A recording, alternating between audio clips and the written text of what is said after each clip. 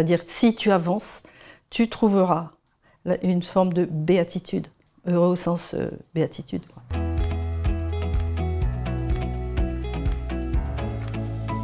Bonjour Brigitte Midon, merci d'avoir accepté l'invitation de Regard Protestant pour parler de votre tout nouveau livre, Choisir d'espérer, traverser les épreuves avec le Christ.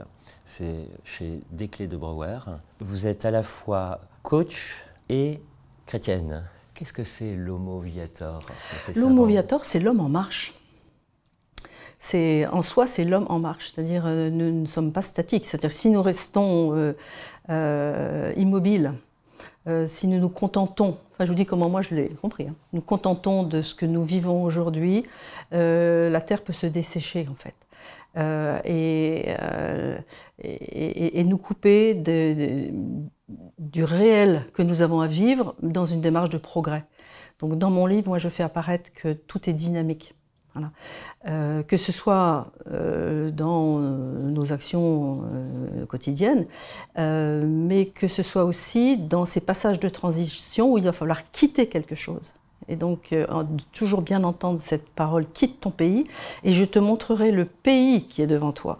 Mais pour trouver le pays, il va s'agir de quitter. Et que l'homo viator, il est là. Il est dans cet homme, enfin, homme universel, qui avance et qui entame un itinéraire. Un itinéraire pour lequel il peut être... par lequel il peut être désarçonné, sans trop savoir où il va, mais je dirais que je fais assez facilement le parallèle avec le peuple d'Israël dans le désert. Voilà. C'est-à-dire que chaque soir, quand il se couchait, il y a une étape, enfin, ils faisaient halte dans le désert, c'était déjà leur terre promise, mais ils ne savaient pas où se trouvait la terre promise avec un grand P. Mais ils étaient en marche, en marche. Et si je reste sur le plan biblique, moi, en marche, je l'entends dans le sens de Chouraki. Heureux. C'est-à-dire, si tu avances, tu trouveras une forme de béatitude. Heureux au sens béatitude. Et pour ceux qui connaissent la traduction de la Bible d'André Chouraki, qui la redécouvre, il traduit les fameuses béatitudes heureux, ceux qui partent en marche. Oui, oui. Et on retrouve Abraham, on retrouve les mages, l'apôtre Paul tout au début de votre livre. Pour Abraham, vous faites la même relecture que André Chouraki, justement. Même si on n'est pas en panne d'avancer, votre livre est une invitation à avancer. Comment comprenez-vous l'appel d'Abraham? L'appel d'Abraham, je l'entends, lâche tes attaches qui te ligotent. Avance, aie confiance. Et tu recevras au bon moment ce qui te permettra de poursuivre ton chemin. La manne. Et ça, là, en l'occurrence, à recevoir chaque matin, tous les jours. Donc cet appel d'Abraham, c'est une forme de remise en Dieu dans la confiance. Et dans la confiance, en tout cas pour Abraham, que sa descendance va advenir. Même si pendant des années, il était plutôt dans la plainte, dans la lamentation de ne pas pouvoir, que sa femme ne puisse pas avoir d'enfant. Là, en l'occurrence, c'est abandonne-toi à la confiance et je t'accompagnerai. Avance, sois sans crainte, je ne t'abandonnerai pas. Va vers toi, invente-toi toi-même, découvre ce qui fait que tu es unique. Décrivez-vous, oui, tout à fait, dans la perspective de Chouraki. Mais ce n'est pas du développement personnel uniquement. Vous parlez de votre ténèbre au singulier. Et on se rend compte, en vous lisant, qu'on a tous notre ténèbre, c'est ça? Oui, oui. C'est-à-dire qu'il y a notre part de lumière, notre part d'ombre, il y a les épreuves qui jalonnent nos routes, nos chemins, avec des temps à vivre. Et donc la question du temps, du bon moment pour moi c'est assez important. Et en fait j'ai envie de vous lire le livre de l'Ecclésiaste là, parce qu'en fait tout est dit. C'est il y a un moment pour tout et un temps pour chaque chose sous le ciel. un temps pour donner la vie, un temps pour mourir, un temps pour planter, un temps pour arracher, un temps pour tuer et un temps pour pour guérir, un temps pour détruire et un temps pour construire, un temps pour pleurer et un temps pour rire, un temps pour gémir, un temps pour danser, un temps pour jeter des pierres et un temps pour les amasser. Je poursuis un peu encore. Un temps pour s'étreindre et un temps pour s'abstenir. Un temps pour chercher et un temps pour perdre. Un temps pour se taire, un temps pour parler. Un temps pour aimer et un temps pour ne pas aimer. Un temps pour la guerre et un temps pour la paix. En fait, c'est tous ces temps-là qui jalonnent nos traversées, nos passages. Et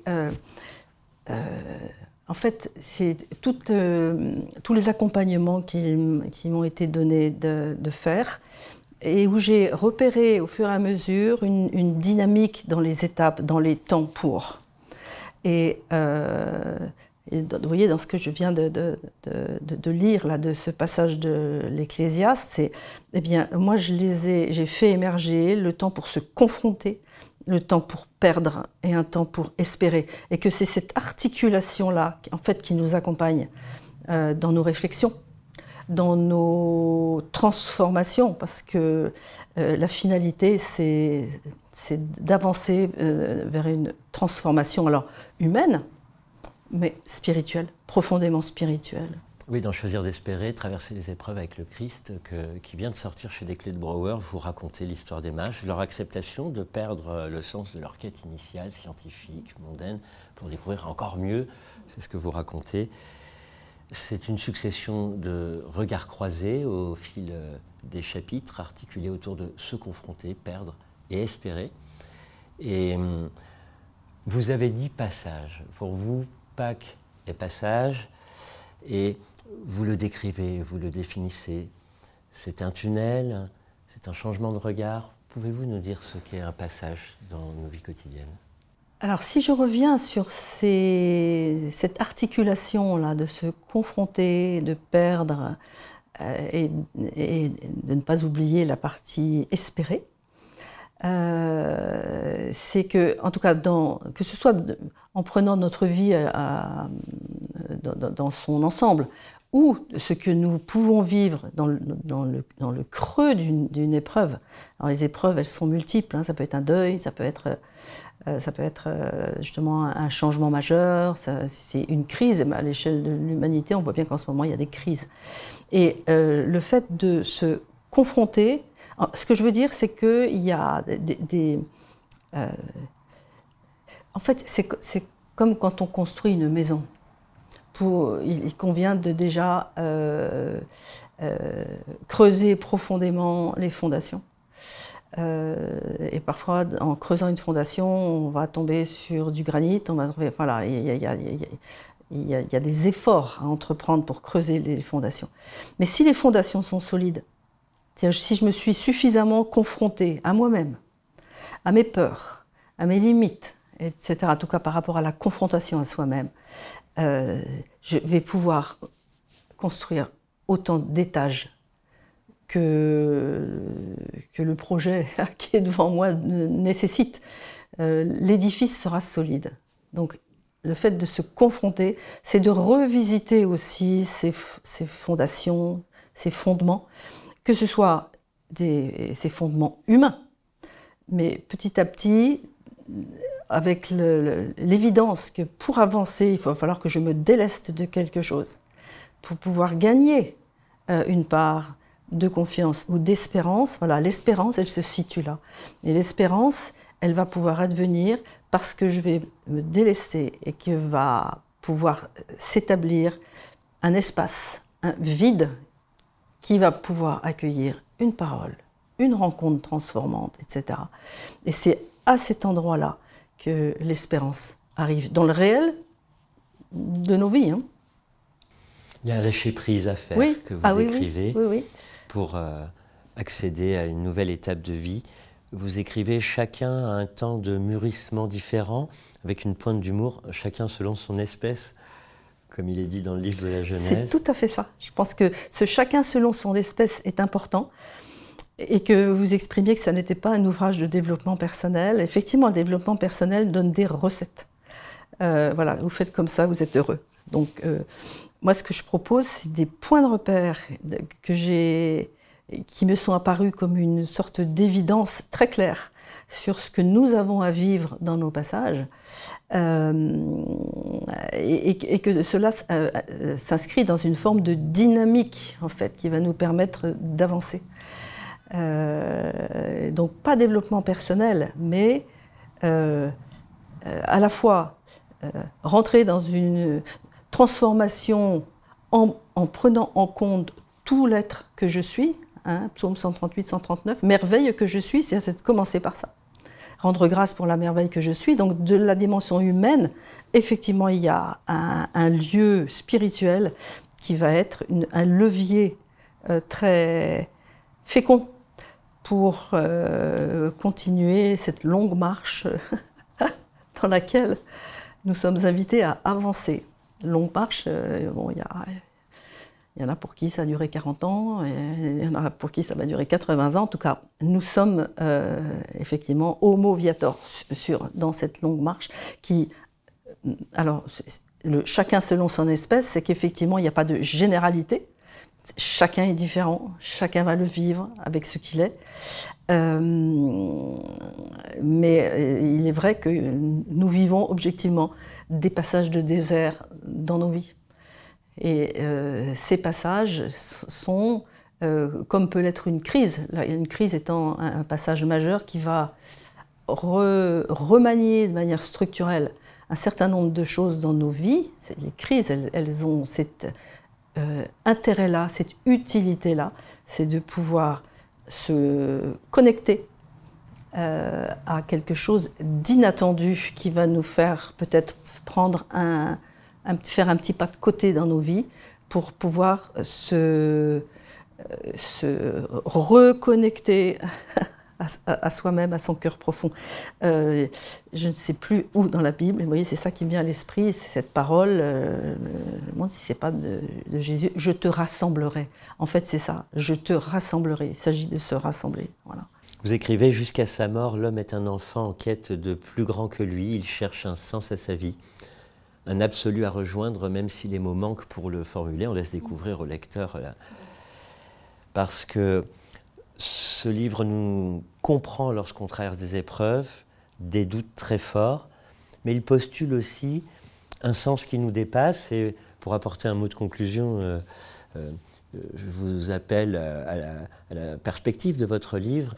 Pour vous, Dieu est celui qui nous précède, qui nous attend devant, et, comme dit le sous-titre, traverser les épreuves avec le Christ, qui nous attend en Galilée, c'est la figure du Christ ressuscité. Oui, oui. En fait, je pourrais faire le parallèle entre... Enfin, il est facile à faire le parallèle entre nos itinéraires et d'être dans la contemplation de l'itinéraire du Christ, où lui-même a fait l'expérience de tous les états d'âme qui sont les nôtres. Lorsque nous regardons, en tout cas les 3 dernières années de sa vie, vu que les précédentes on n'en connaît pas grand-chose, de voir tout ce qui s'est passé dans les dernières semaines, et on voit bien que sa passion, qui amène à la résurrection, je peux focaliser sur ces 3 jours par exemple, où c'est aussi ce que nous vivons dans des étapes de nos vies. On peut vivre des moments de difficulté, des moments d'humiliation, des moments de spoliation,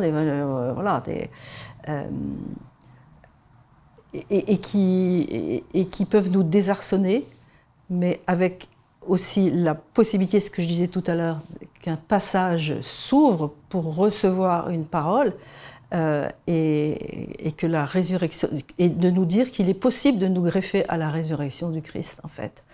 Le matin de la résurrection, c'est passé devant un tombeau vide. Voilà.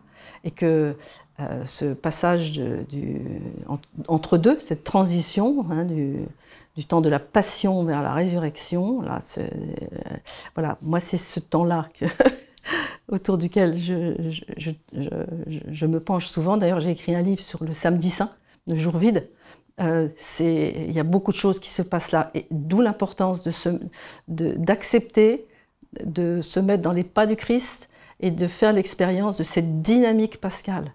Mais cela passe par se confronter à des choses difficiles et perdre une partie de soi-même pour qu'un espace puisse s'ouvrir et que là, une parole, une rencontre, en tout cas la présence divine en soi, et d'entendre cette parole devant moi, tu ouvres un passage, voilà, je t'ouvre un passage. Ou alors si la parole qui me vient, c'est le passage de l'Apocalypse. Voici, je frappe à la porte.